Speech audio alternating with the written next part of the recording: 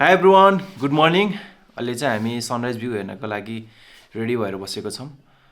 अनि you guys can guess the place. अब चाहिँ हामी हिँड्यो।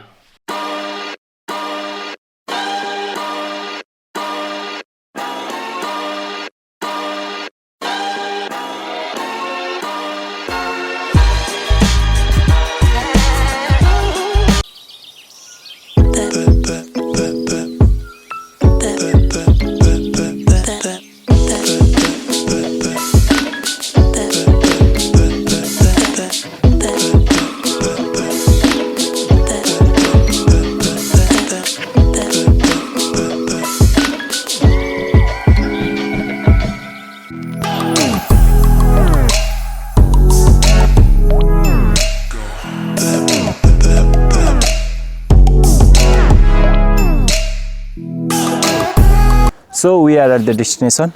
यो चाहिँ मिनी ग्रेट वाल हो। अनि यो ठाउँको नाम चाहिँ if you know you can comment down below. अब जाऊँ।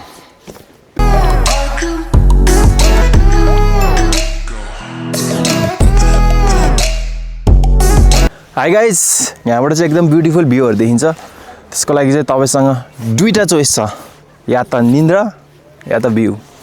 अनि थर्ड अप्सन चाहिँ यु गाइज क्यान वाच घरे बसी बसी।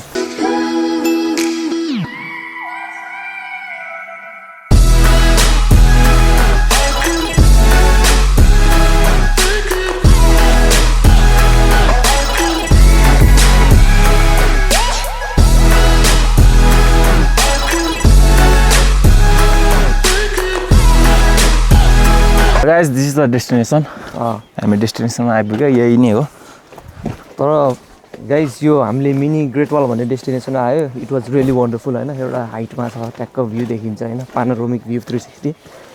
अनि साथमा चाहिँ यसलाई चाहिँ त्यत्तिकै चाहिँ ग्रेट वाल मिनी वालको चाहिँ नि उपनाम चाहिँ त्यत्तिकै नदिएको रहेछ होइन साथी। लेन्थ पनि बवाल छ। अनि half of the way is अझै अन्डर कन्स्ट्रक्सन। भनेपछि यसको फुल लेन्थ कस्तो होला होइन। So this is one of the wonderful place that you need to explore, guys. Yeah.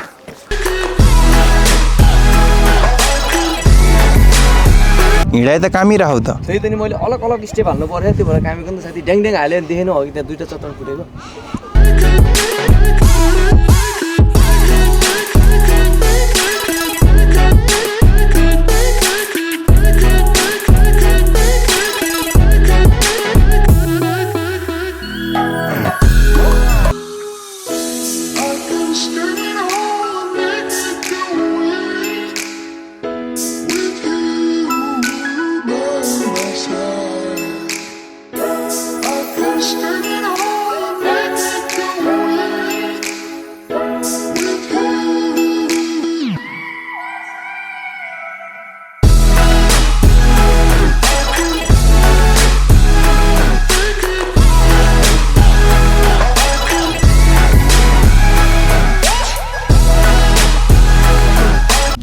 ल अब चाहिँ केवल कारदेखि चाहिँ तपाईँहरूले यो ठाउँ बुझ्नुभयो होला, चिन्नुभयो होला होइन।